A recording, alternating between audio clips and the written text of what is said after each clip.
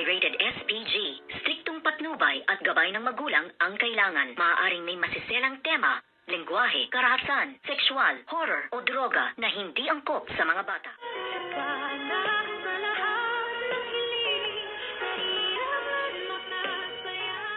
Good morning and welcome sa aking munting channel. At dito nga ay talagang napakatuso at napakautak nga nitong demonyitang si Moira dahil nang matulugan niya na babawiin na sa kanya ang Apex at nakita niya nga ang mga dokumento ng Apex Medical Hospital ay talagang napakatuso at napakautak ng demonyitang babaeng ito. Nagawa niya ng ibenta ang lahat ng shares ni Ubeng dito nga sa Apex Medical Hospital na kung saan nga ay lalabas na ang new CEO and owner ng Apex Medical Hospital. Ito kaya ay kapatid or kamag-anak ni Miss Lynette Santos, at sino kaya ang totoong hahawak ng Apex Medical Hospital? Sana lang si Miss Lynette nga. At sana sa karakter dito ng bagong owner ng Apex Medical Hospital ay maging kapatid or kamag-anak man lang sana ni Miss Lynette Santos, dahil sabi nga dito ng demonyitang si Moira ay walang alam about sa medical ang nakabili ng Apex. Kaya nga nagulat itong si Zoe, bakit nabili niya ang ganoong kalaki ng shares ng company, lalo't wala naman siyang knowledge about medical. Ano kaya ang magiging rule dito ng bagong owner ng Apex Medical Hospital?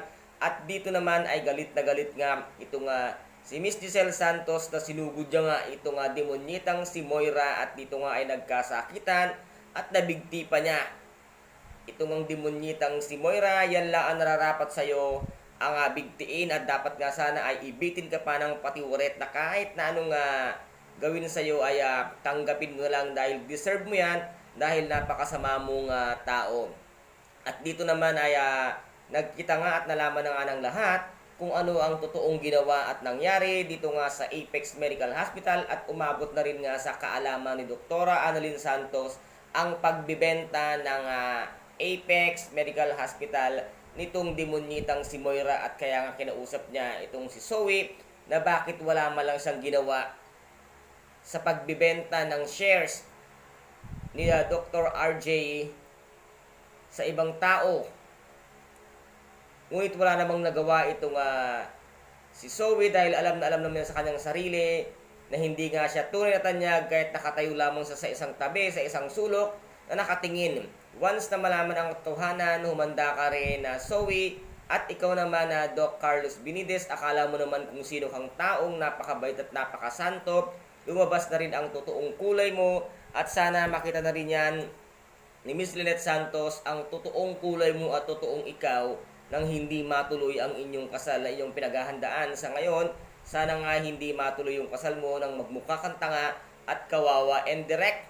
Sana naman ay mapunta naman ang kasiyahan dito nga kaya Miss Lynette Santos and Dr. Annalyn Santos, na hindi na lang sila lagi ang napapahiya at nakakaawa-awa sa kanilang rule dito. At sana naman maging maganda rin ang rule dito ni Miss Lynette Santos, at malaman na rin ang katotohanan kung sino nga ba ang masasama ang ugali. And Doc Lindon, sana naman magsalita ka na at sabihin mo na rin ang katotohanan sa pagkatao nitong si Zoe, at kung ano man ang pinakatatago-tagong sikreto nitong si Doc Carlos, nang mabunyag na at malaman ng lahat ang kasamaan ng kanyang bago-ugali, na kung saan nga ay ito ang namana ni Zoe sa kanya, ang kasamaan niya ng ugali at pagkasinungaling niya. Tama nga yung sinabi ni Dr. Annalyn Santos na makitid ang utak mo at isa kang plastic.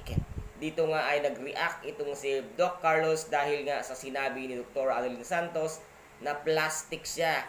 Dr. Annalyn Santos, ikaw ang maging hadlang sa kanilang kasal. And guys, ito po ang ating mga pakaabangan dito nga sa Abot Kamay na Pangarap, na kung saan ay patindi ng patindi at paganda ng paganda ang bawat kaganapan. Talaga namang kahindig-hindig at kaabang-abang ang bawat eksena. And guys, kung nagustuhan po ninyo ang aking video for today, pakisubscribe na lamang po ng aking channel, pakilike and share para maging update kayo sa lahat ng gagawin kong video. Maraming salamat, ingat, and God bless!